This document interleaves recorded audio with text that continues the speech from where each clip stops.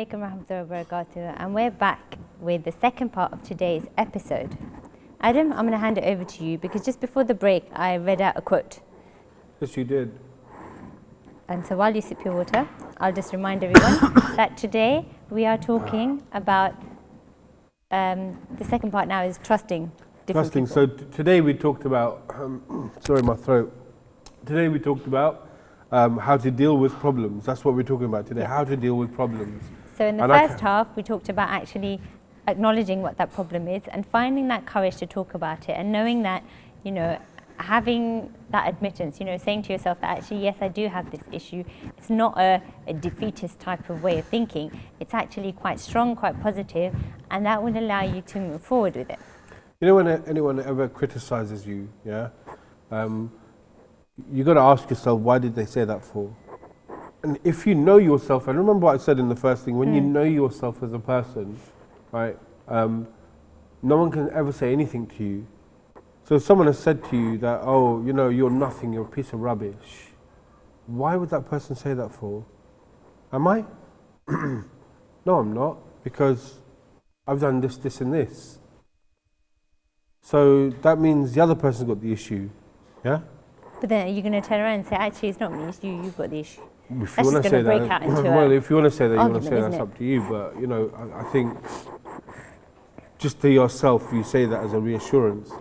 But Shabnam mentioned something about uncertainty, yeah, and the circle. You know, when you go through problems and you're facing issues, this saying is really, really strong because it's quite deep, and I really, really like it. And I'm going to say it again, and I want you to listen.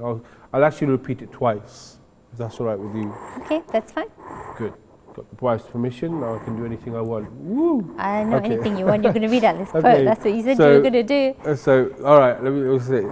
The circumstances you are experiencing are not the cause of your suffering. Yeah?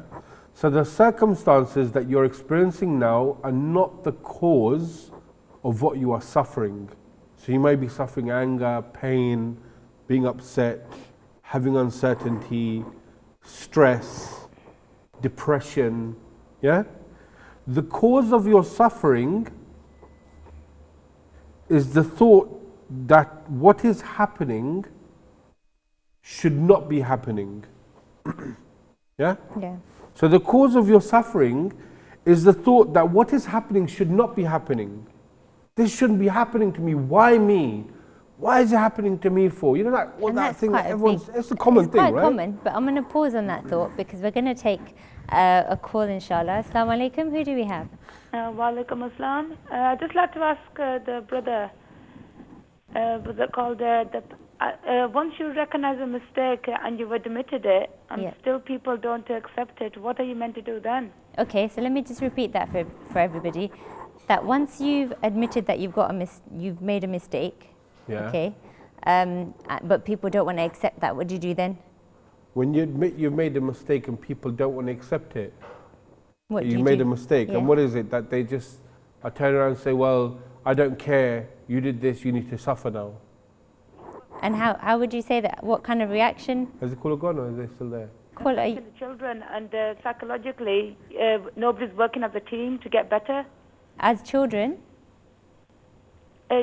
Children, meaning the communication starts breaking up.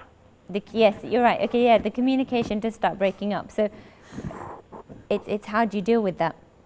Well, I'm just dealing with it by myself. I mean, I have to do things by myself, and it's just at a standstill.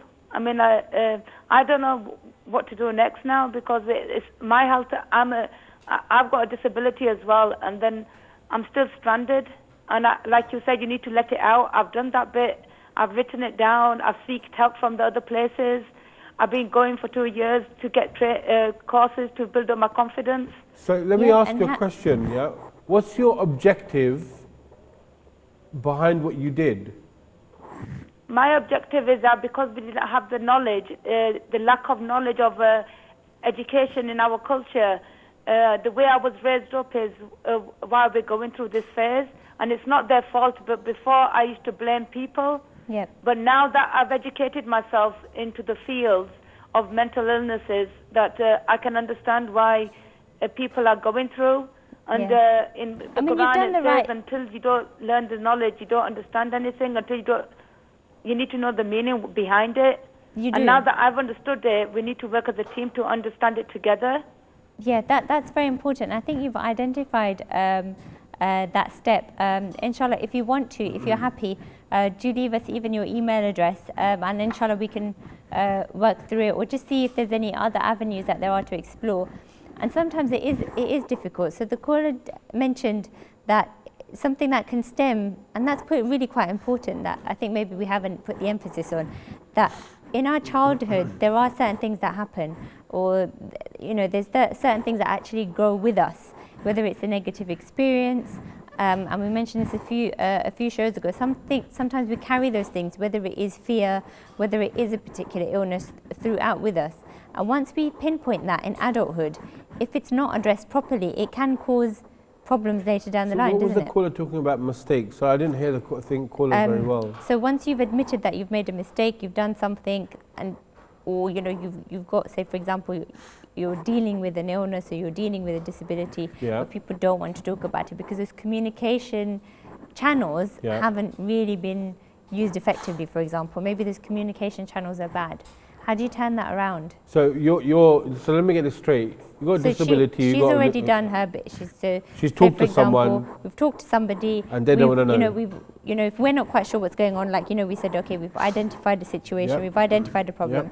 So what I've done is now I've gone up, I've looked it all up, and I've educated myself about it. Yeah. Right. So this is what's happened. So we've worked out. Okay, I know where my issues are now. Yeah. Right. I've had a look. I've looked things up online. I've gone to certain organizations. Right. I've opened those channels for myself. Right. Okay. I'm in a slightly better place. Right. But everybody around me, because they haven't got through the same processes, they're in a different place. And now there's a communication barrier as to how we're dealing with things. I think I know what's happened here. I think what you need to understand is that not everyone thinks like you. The frank thing is, not everyone is going to think like you. You've gone out there, you've educated yourself, you've clued yourself up, and you've become a scholar of your field. Yeah, in that sense, whatever you've educated yourself in, you know what you need to know. Other people, they are not there, and the problem is that it's frustrating you, right? That they are not understanding or listening to you about what you know. Not everyone is going to think like you. There's a thing in training, right, that you have is called ABC of training. Attention, breakdown and check. And then breakdown and check. And breakdown and check. So what does that mean? So attention is a subject that you're going to talk about. Disability, yeah? Disability, how to deal with disabled people, yeah, in the family, in the house, as an example. Breakdown. So what you need to do is, have a discussion, but you need to work. You need to understand who you're dealing with. If it's your parents, just understand something, that some parents will see you as their child, and your child is explaining to you as a parent what I should already know as a parent, but I don't want to admit to it. So I'm seeing you as being patronizing to me. Do you get it? Yeah, it does depend on who you're. It depends on who you're talking to. Who you're speaking to. So it's very important. My thing is that you got to pick and choose who you're dealing with here. Yeah. Be it that you want to tell someone about your problem, be it that you want to explain to someone about something that they need to understand in order for you to have a harmonious relationship, right? Mm-hmm. So understand the person's psyche that you're dealing with. So that person might be your parents. Those people might be your parents.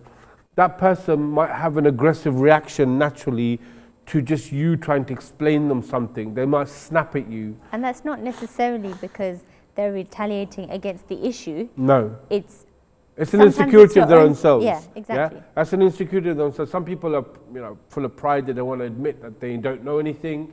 So they see it as, what you're explaining to me? Keep quiet. I don't want to know. Yeah, just go away. You don't know anything. And then or they argue with you, and you clearly know that they don't know what they're talking about. But then you start arguing about it. What that does is that your objective that you originally started with totally fizzles away, and it turns into something very different. And all of a sudden, you are the person with the problem. Yeah? You are the person that is causing the trouble. That's how it's going to be perceived, right? So remember what I said a few shows ago. How you deal with something determines the outcome. Yeah? So how you deal with it determines the outcome. So if someone is shouting towards me, do I shout back at them? Logic prevails? No. Because why? It's just going to end up in a shouting match. If a fire is raging, do I light up another fire? I say, all right, let me chuck the fire on top of the other fire and see if it extinguishes out. No, you get a water bucket and just start chucking, or get a fire extinguisher. So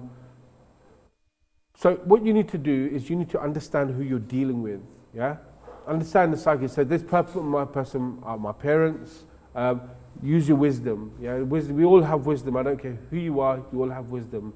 Understand that. Okay, let me try this avenue. What is it that they need to know? And it might be something very simple. Yeah, just something very simple that they need to know as a first step. Take it one chunk at a time. Don't overload them with information, because it just makes them feel patronized. Yeah. And sometimes, talking about overloading with information, sometimes it can just feel that when you are trying to deal with something and it's something very close to you, you have to remember that you've carried this particular emotion or this problem with you for a very long time. So in your own mind, this has taken up a lot of, say, brain space, yeah, in terms of time, energy, thought. Whereas for the person in front of you, this is something very new. And if you offload all this information in one go, it can feel very overwhelming. You know, some people, sometimes again, you might want to admit to yourself that sometimes these are not the right people to talk to. My family are not the right people to talk to about this particular scenario, because they just might not understand, or they don't want to understand, or they don't have the mental space, because they have other issues around them. Yeah. And this is what I was speaking about earlier as well. You've got to choose the time, yeah, and you've got to choose the right moment and the people as well. Sometimes, I think sometimes you've got to understand that there's a saying we have, is different strokes for different folks. Yeah. So what do I mean by that? Different strokes for different folks. Yeah. You got to choose who you say what to, because that will give you a certain reaction, a cause and effect. You go to someone and say, you know what, all my young life I dealt with this, you didn't treat me properly as a young child because I was disabled, and I went through this problem, you should have done this, you should have done that. What's that going to warrant? Imagine someone saying that to you. What's that going to warrant? It's going to warrant a backlash from a parent saying, well, hold on, I tried my best. And also, there are some things that, as difficult as it is, sometimes we just need to let go of the things that you can no longer move forward with. So you might find that there are, as part of one problem, there are lots of little issues that go through with it. Okay, and sometimes it's really important to really break down those things, so that whether it is a particular incidents that have happened, if you can't get an end-term solution from them, sometimes it's just best to leave them. And I don't mean that they are not important or they don't deserve being spoken about. I'm saying speak about it, but as Adam said, for example, maybe think about people who are not necessarily linked to your everyday life, your day-to-day life, and maybe just deal with those emotions or discussions with them. And the ones that really you can actually solve, focus on them. And that way it's not so overwhelming for the other person, and also you get to know that there is going to be an end to it. There is going to be a tangible result that you'll be able to get from it. Yeah, I want to finish off. I just want to finish off what I was saying earlier on, right, about this little phrase. So the circumstances that you're experiencing are not the cause of your suffering. Yeah. So what you're suffering is not because of what's happening.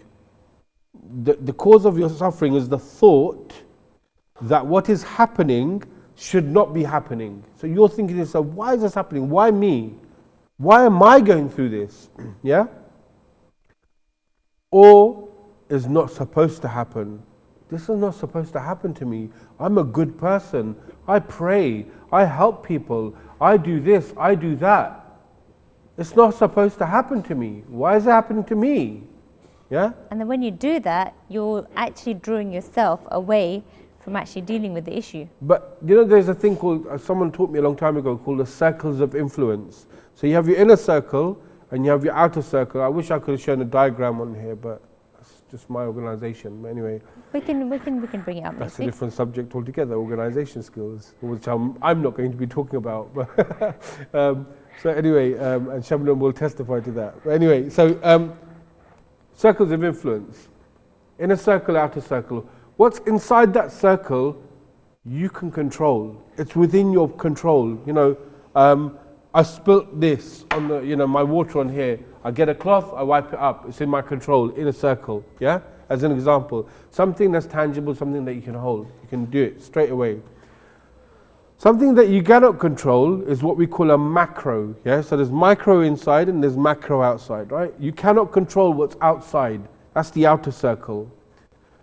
That you leave to Allah, to God. You leave that to them, to Him. You cannot do anything about that. The weather, you cannot do anything about that. Yeah? So what you're suffering, the circumstances that you're experiencing, so you might be in cold weather, yeah? You might be feeling really depressed because of cold weather, yeah? People go through depression all the time, and they're very, very, depression is a very bad thing. It's really, really soul destroying, right? I've known a few people that have gone through this, and it's what they were and what they become, my God, are two different things.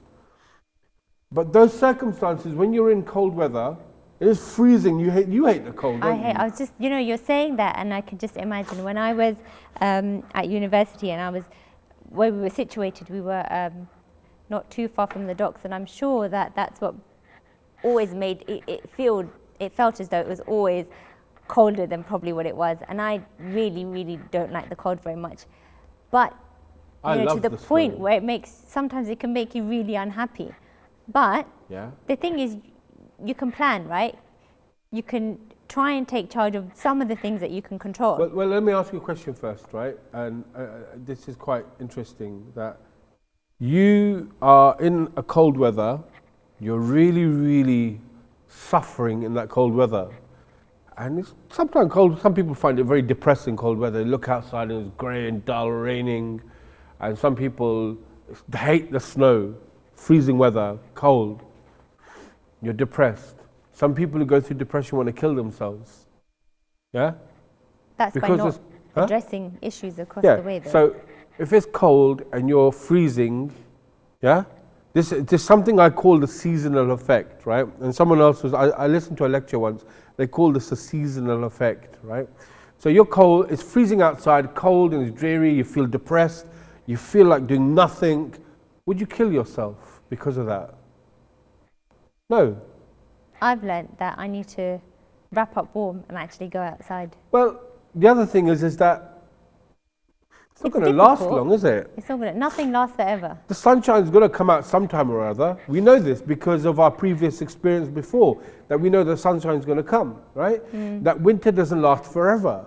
Cold weather doesn't last forever, right? If you really, really want to go hop on a plane and go to, go back to your own countries. Go back to, I was going to say, go back to your own country, wherever that country is, Africa. You mean go on holiday somewhere warm? This could be a party political broadcast or something else, go back to your own country, you see. No. You know, if you want to really do something, hop on a plane, go to a hot country, and somewhere warm, right?